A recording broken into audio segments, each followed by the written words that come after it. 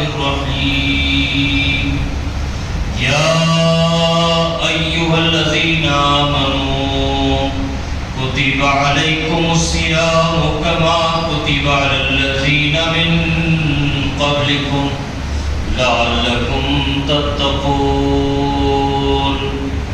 آمنت بالله صدق الله العظيم. بزرگوں، نوجوان ساتھی، اللہ تعالیٰ کے فضل اور احسان سے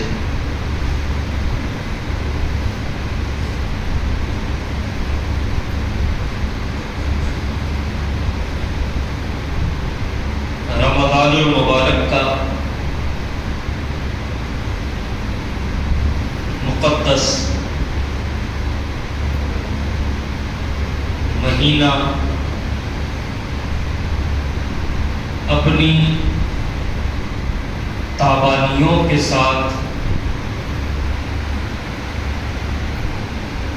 اپنی رحمتوں برکتوں کے ساتھ ہماری زندگی کا ایک اور بار حصہ بنا ہے.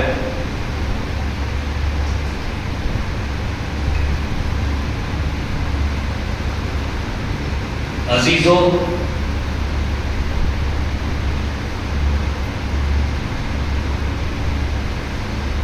احادیث مبارکہ کی روشنی میں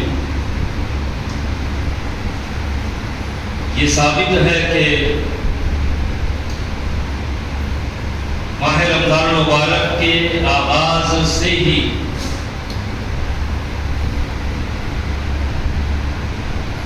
جنت کے دروازوں کو کھول دیا گیا، جہنم کے دروازوں کو بند کر دیا گیا.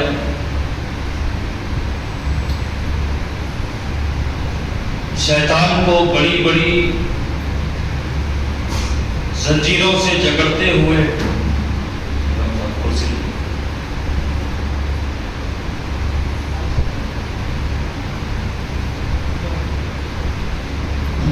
بڑی بڑی زنجیروں سے جکڑ کر کونے میں ڈال دیا گیا. یہ سارا اہتمام اللہ تعالیٰ نے اپنے ان بندوں کے لیے فرمایا جو اس کے حبیب کے امتی اور غلام ہیں.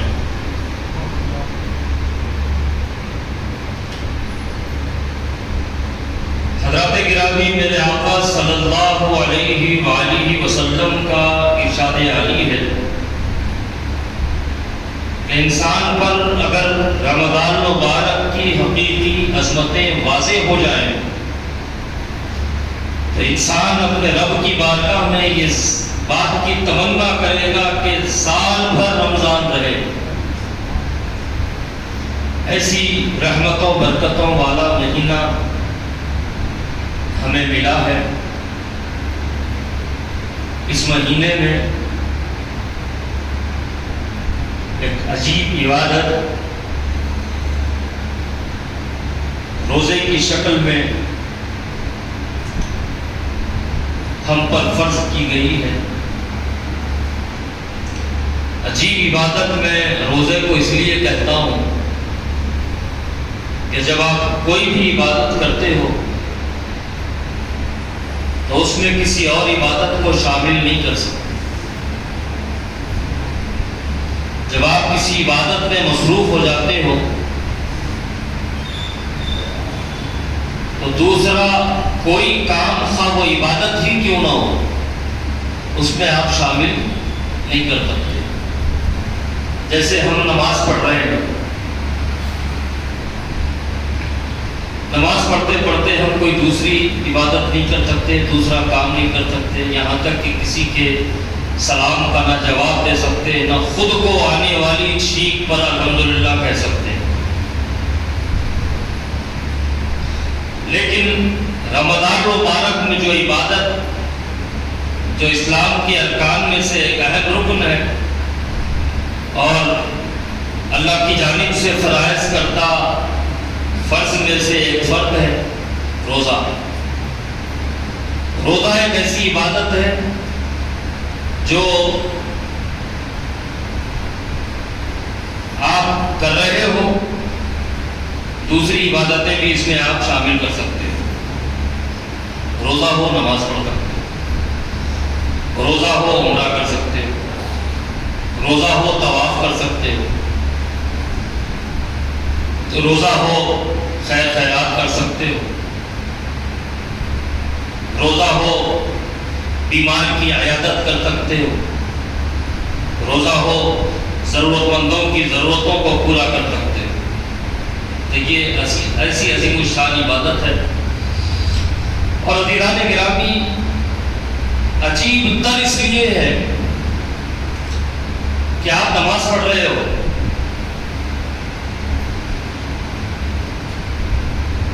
سب کو پتا چل رہا ہے کہ آپ نماز پڑھ رہے ہو،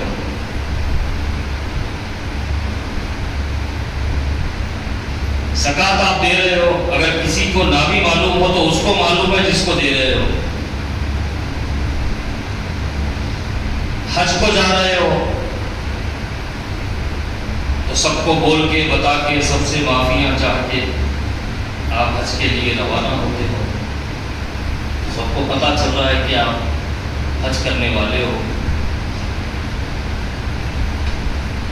لیکن روزہ ایک ایسی عبادت ہے، آپ جانو آپ کا رب جانے۔ روزہ نہیں ہے، آپ جانتے ہیں، رب جانتا ہے۔ کوئی بھی نہیں جان سکتا کہ آپ روزہ نہیں ہو جب تک کہ آپ کو کھاتے پیتے نہ دیکھیں۔ اگر آپ روزہ دار کی طرح منہ سکھائے ہوئے ہو، چہرہ بجھائے ہوئے ہو، اپنے آپ کو کمزور ناتواں ظاہر کر رہے ہو، تو لوگ کہیں گے بھائی روزہ ہے۔ لیکن روزہ ہونے کے باوجود بھی آپ اچھی طرح اپنے آپ کو تندرست و توانا ظاہر کر رہے ہو، کمزوری ہے لیکن اس کا اظہار نہیں کر رہے ہو۔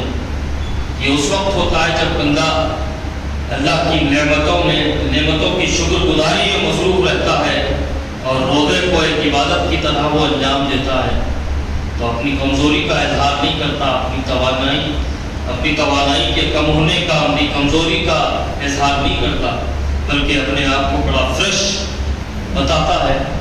اب اس کی یہ حالت دیکھ کے بعض لوگ یہ سمجھ لیتے کہ بھئی یہ روزہ نہیں۔ تو روزہ ایک ایسی عبادت ہے کہ جو بندے کو معلوم ہے یا بندے کے رب کو معلوم ہے، تیسرے کو نہیں معلوم ہو سکتی جب تک کہ بتایا نہ جائے۔ اسی لیے میرے آقا صلی اللہ علیہ وسلم فرماتے ہیں کہ اللہ تعالیٰ نے ہر نیکی کا اجر ظاہر کر دیا، بتا دیا، تم یہ نیکی کرو گے تو اس کا ثواب یہ ملے گا، یہ کام کرو گے تو اس کا ثواب یہ ملے گا۔ لیکن جب بات روزے کی آئی تو اللہ سبحانہ و تعالیٰ نے اپنے محبوب سے فرمایا، محبوب روزے کی جزا میں نے اپنے پاس چھپا کے رکھی ہوئی، کسی کو نہیں بتاؤں گا، کیونکہ میرا بندہ روزہ ایسی عبادت میں مصروف ہے روزہ رکھ کر کہ وہ کسی اور کو نہیں معلوم ہو رہی ہے، یا تو اسے معلوم ہو رہی ہے یا مجھے معلوم ہو رہی ہے، لہذا میں نے اس کا اجر بھی اپنے پاس چھپا کے رکھا ہوا ہے۔ حشر کے دن جب میں اس کو اجر دوں گا تو مجھے معلوم ہوگا، میرے بندے کو معلوم ہوگا۔ تو عزیزان گرامی، روزہ اللہ سبحانہ و تعالیٰ کی ایسی عظیم الشان عبادت ہے جو ہر طرح کی ریاکاری سے محفوظ ہو سکتی ہے، پاک ہو سکتی ہے، صاف ہو سکتی ہے۔ تو اسلام میں روزہ فرض ہے۔ اب عزیزان گرامی، یہ سمجھ میں آتا ہے کہ بھئی صبح صادق سے لے کر غروب آفتاب تک ہم کھانا نہیں کھا رہے، پانی نہیں پی رہے، اور شادی شدہ ہیں تو ازدواجی تعلقات نہیں بنا رہے، تو یہ ہمارے ساتھ ہی زیادتی ہو رہی ہے۔ صبح صادق سے لے کر غروب آفتاب، بھوک لگ رہی ہے کھانا نہیں کھا سکتے، پیاس لگ رہی ہے پانی نہیں پی سکتے، دیگر جائز حاجات ہے لیکن ان کو پورا نہیں کرتے، یہ زیادتی ہو رہی ہے۔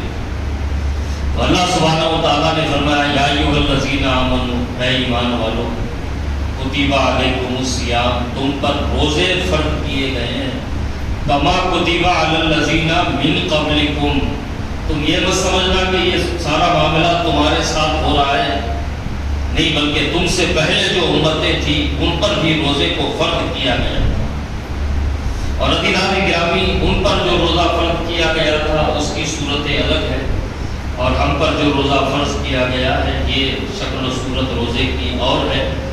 آج ہم جو روزہ رکھتے ہیں وہ صبح صادق سے لے کر غروب آفتاب تک کا روزہ ہے، سحری سے لے کر افطار تک ہم اپنے آپ کو بھوکا پیاسا رکھتے ہیں، لیکن جب سن ہجری 2 میں جب روزہ فرض ہوا تو اس کی شکل، اس کی صورت الگ تھی، اس کا طریقہ کار یہ تھا کہ آپ دن بھر روزے سے ہیں، افطار کا وقت ہوا آپ نے روزہ کھولا، اب افطار کا وقت ہوا روزہ کھولا، اس کے بعد سے آپ جتنا چاہیں جب تک چاہیں کھاتے رہیں، جہاں آپ کو نیند آئی وہاں آپ کا روزہ شروع، یعنی سو کے اٹھ کے سحری کرنے کا کانسیپٹ نہیں تھا، سو گئے آزادی ختم، اٹھے روزہ شروع۔ ایک صحابی رسول محنت مزدوری کرنے والے تھے، صبح سے شام تک انہوں نے محنت کی، مزدوری کی، گھر کے لیے کچھ سامان بازار سے خریدا، سودا پکوان کا، گھر کو لائے، بیوی کو دیا، کہا بیگم پکاؤ، سامان دیا، بیٹھے، تھکن تھی، نیند لگ گئی، بیوی نے کھانا پکایا، تیار ہو گیا، شوہر کو اٹھایا، اجی اٹھیے کھانا پک گیا، کھا لیجیے، یہ ہڑبڑا کے اٹھے، بولے نیند لگ گئی تھی، بولے ہاں سو گئے تھے، بولے تو کھا نہیں سکتا، روزہ شروع ہو گیا، روزہ شروع ہو گیا، بیوی نے کہا کھا لیجیے، بولے نہیں روزہ شروع ہو گیا، کیونکہ عزیزان گرامی یہ رمضان شریف کے جو روزے ہیں اس کے بڑے فائدے ہیں، طبی اعتبار سے بھی روزہ فائدہ بخش ہے، روحانی اعتبار سے بھی نفع بخش ہے، اور دنیاوی اعتبار سے بھی بڑی فائدے کی چیز ہے۔ روحانی اعتبار سے اس کا فائدہ یہ ہے کہ بندہ اپنے رب کے قریب ہو جاتا ہے، اور بندہ مومن کے پاس ایک احساس ہوتا ہے، ایک فکر ہوتی ہے اس کی کہ میرا رب ہر جگہ موجود ہے، میرا رب مجھے دیکھ رہا ہے۔ لیکن 11 مہینے یہ فکر، یہ احساس ہر کسی کے پاس تازہ نہیں رہتا، لیکن رمضان آتے ہی ہر کسی کے پاس یہ احساس، یہ فکر پھر سے زندہ ہو جاتا، میرا رب مجھے دیکھ رہا ہے، بھوک لگی ہے، عوام میں نہیں کھا سکتا، گھر کے کسی کونے میں کھا لوں، نہیں کھا سکتا، میں کوئی نہیں دیکھ رہا، یہاں تو کھا سکتے، بولے میرا رب دیکھ رہا، میرا رب دیکھ رہا، جس کے لیے میں نے روزہ رکھا ہوا ہے وہ مجھے دیکھ رہا ہے۔ یہ احساس بندے کے اندر پیدا ہو جاتا ہے، پھر سے جاگ جاتا ہے کہ میرا رب دیکھ رہا ہے، اور روزے کے یہ روحانی فوائد ہیں جھوٹ کا عادی ہے، لیکن رمضان آیا حالت روزہ میں ہے، جھوٹ بول رہا ہے، بولتے بولتے رک گیا. کیوں؟ اسے اچانک یاد آیا میرا رب دیکھ رہا ہے اور میں روزے سے ہوں. کسی کو نہیں معلوم ہوگا کہ میں جھوٹ بول رہا ہوں، لیکن وہ تو جان رہا ہے جس کے لیے میں نے روزہ رکھا ہوا ہے. غیبت کا عادی ہے، لوگ عادی ہوتے ہیں غیبت کے، جہاں بیٹھے دوسروں کی برائی شروع ہو جاتی ہے.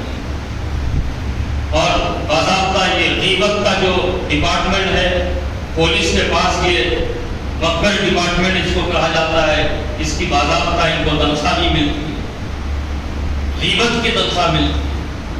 آخرت کا جو عذاب ہے وہ تو ہونے ہی والا ہے، لیکن یہاں پہ تنخواہ بھی ملے گی مقبروں کو.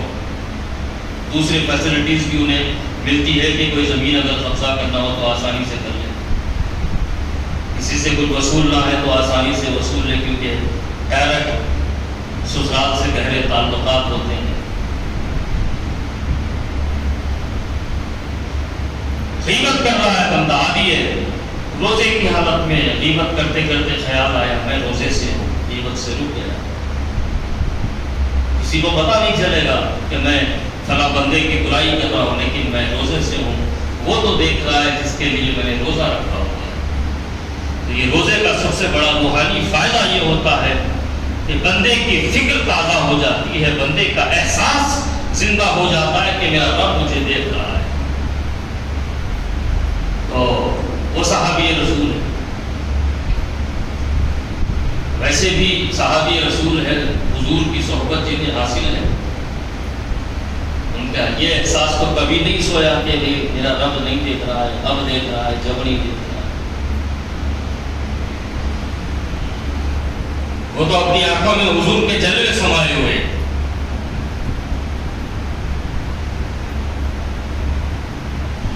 ٹی وی کہتے ہیں کھا لیجیے تو بولتے نہیں روزہ شروع ہو، روزہ کنٹینیو ہوگا. ایک دن کا روزہ تو تھا، سو گئے، اٹھے، روزہ پھر سے شروع ہو گیا. دوسرے دن مسجد نبوی پہنچے، کمزور لاغر ہو چکے ہیں. نماز پڑھ لی حضور کے پیچھے، جب جانے لگے تو لڑکھڑائے، زمین پہ بیٹھ گئے. حضور نے پوچھا کیا ہوا، طبیعت خراب ہے؟ تو دوسرے صحابہ نے عرض کیا یا رسول اللہ یہ روزے سے ہیں. بولے روزے سے اتنی کمزوری؟ بولے نہیں یا رسول اللہ، ان کے ساتھ معاملہ یہ ہوا کہ یہ کل کا روزہ تھے اور پکوان کا سودا لے آئے، بیوی کو دیا، بیوی کے پکانے تک یہ سو گئے، بیوی نے پکا کر کھایا تو انہوں نے کہا کہ نہیں میرا روزہ تو شروع ہو گیا. اپنے آپ کو انہوں نے کھانے سے روک لیا، جس کے نتیجے میں یہ کمزوری آ گئی ہے اور یہ بے ہوش ہو گئے. تو میرے آقا صلی اللہ علیہ وسلم نے اپنے رب کی بارگاہ میں عرض کیا. پھر جب روزے فرض ہوئے تو روزوں کی شکل یہ ہو گئی کہ سحری سے لے کر افطار تک آپ روزہ رہ سکتے ہو. اپنے آپ کو کھانے سے روکو، اپنے آپ کو پانی سے روکو، اپنے آپ کو زندگی کے دوسرے تقاضوں سے روکو. اور عزیزان گرامی، یہ طبی فوائد ہیں کہ آدمی ہلکا سا بیمار ہے، اگر وہ روزہ رہنا شروع کر دے تو اس کی بیماری خود بخود رفع ہو جائے. طبی فائدہ ہے. حضرت ڈاکٹر سید شوکت علی صاحب یہاں تشریف فرما ہے اور ماشاءاللہ ہر جمعہ اس فقیر کو اپنی محبتوں سے نوازتے ہیں. آپ پوچھیں، ہم تو مسلمان ہیں، اس کے فوائد روزے کے ہم جانتے بھی ہیں، مانتے بھی ہیں، لیکن غیر مسلم بھی اس بات کے قائل ہو چکے ہیں کہ روزہ انسانی صحت کے لیے بہت ضروری چیز ہے. روزے کے بے شمار فوائد ہیں اور غیر مسلم اطباء نے تو یہ طریقہ نکال لیا کہ اگر کوئی مرد میں بری طریقے سے کسی مرض میں مبتلا ہو جائے تو اس کو ڈائٹ کرا دو، اسے بھوکا پیاسا رکھو، مرد خود بخود ہلکا پڑنا شروع ہو جائے گا. لیکن ہمارے پاس کا بڑا عجیب مسئلہ ہے. بعض لوگوں کو شوگر ہے، وہ روزہ نہیں لیتے. بولے کیوں روزہ نہیں ہے بھائی؟ بولے شوگر ہے. عزیزان گرامی، شوگر کے مریض ہیں، آپ روزہ رکھو. کچھ دیر آپ کو سمجھ میں نہیں آئے گا، لیکن تھوڑی دیر کے بعد آپ کو سمجھ میں آئے گا کہ شوگر لیول میں آ رہی ہے. اگر آپ ہائی بلڈ پریشر کے مریض ہیں، روزے کے طبی فوائد کو اگر دیکھنا ہے تو آپ روزے رہنا شروع کر دو، بلڈ پریشر خود بخود کنٹرول میں آ جائے. بیماری کے معاملے میں روزے سے کمپرومائز مت کیجیے، روزہ رہیے.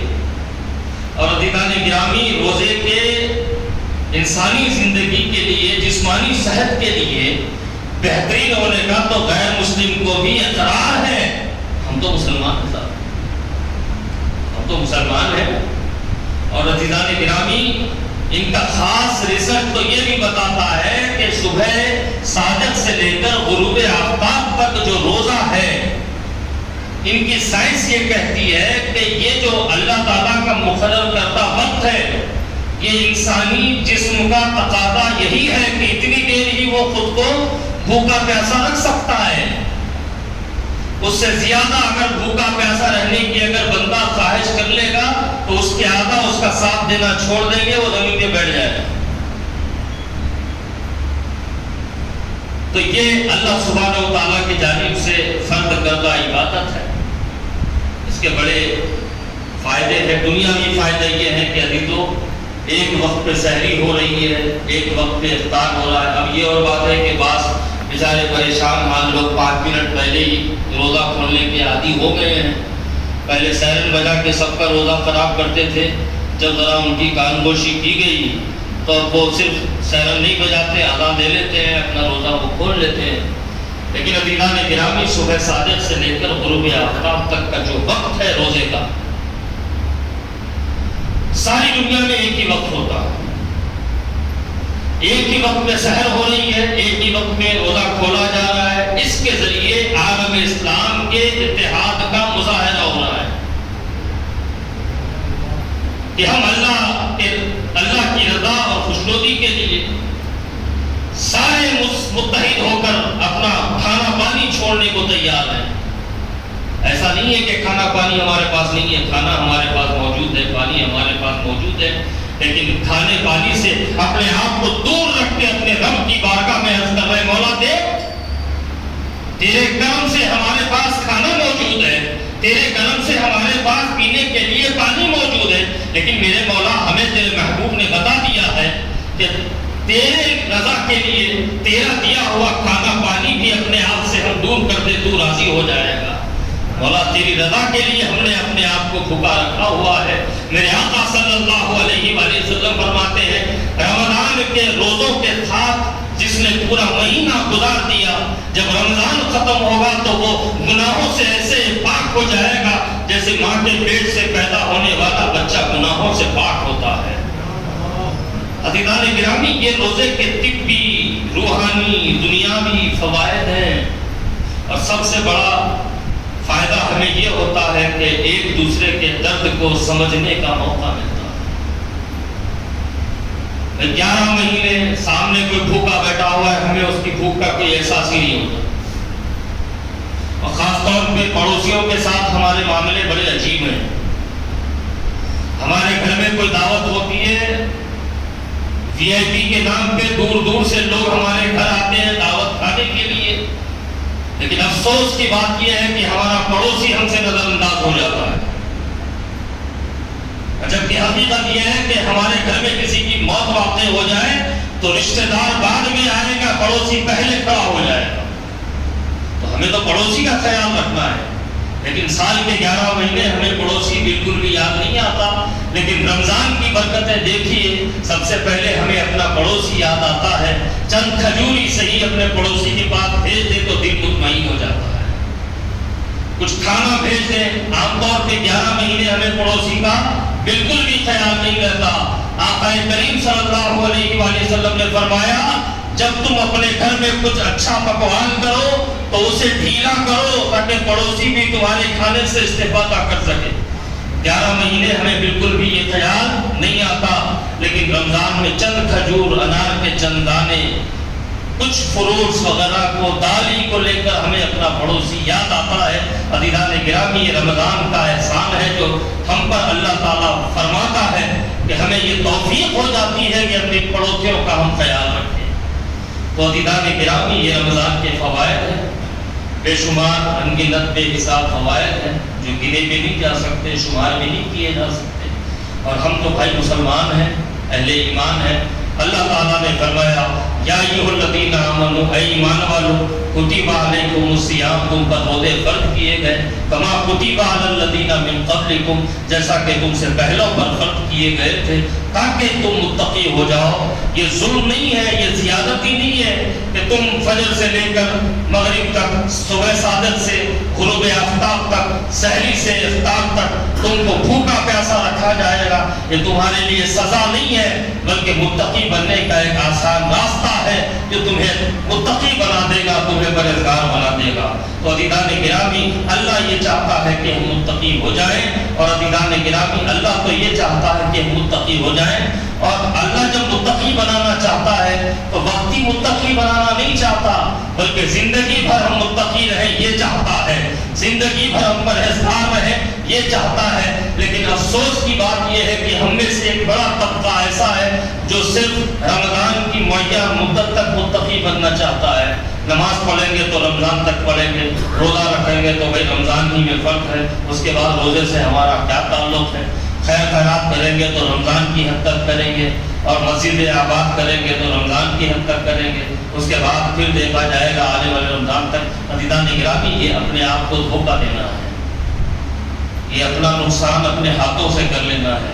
اللہ تو یہ چاہتا ہے کہ ہم زندگی بھر کے لیے متقی بن جائیں، اور رمضان اپنی رحمتوں برکتوں کے ساتھ ہماری زندگی کا حصہ بنا ہوا ہے۔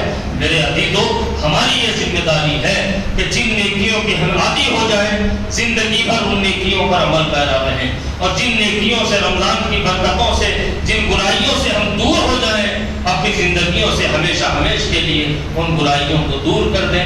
اللہ سبحانہ و تعالیٰ آپ کو، ہم کو رمضان کے برکتوں سے مالا مال فرمائے، رمضان کے روزوں کی رحمتوں سے مالا مال فرمائے، اور رمضان کی عبادتوں کی طاقت و توانائی مولا ہمیں عطا فرمائے۔ مولا شیطان کے شر سے، نفس کی دشمنی سے ہم کو محفوظ و مامون فرمائے۔ مولا رمضان کی برکتوں سے ہمارے ایمان کو پختگی نصیب فرما۔ مولا جو بیمار ہیں ان کو صحت کاملہ و عاجل عطا فرما۔ مولا ہمارے جو بڑے، ہمارے جو بزرگ، ہمارے جو بچے بیمار ہیں، مولا ہر قسم کی بیماری کو، ہر قسم کے مرض کے اثر کو مولا ان سے دور فرما۔ یا الہ العالمین، رزق میں کشادگی عطا فرما، مال برکت عطا فرما، ایک دوسرے کے دکھ کو، درد کو، تکلیف کو سمجھنے کی توفیق رفیق عطا فرما، ایک دوسرے کی ضرورتوں کو سمجھے اور ان کو حسب استطاعت آگے بڑھ کر پورا کرنے کی توفیق رفیق عطا فرما۔ آخر دعوانا الحمدللہ رب العالمین۔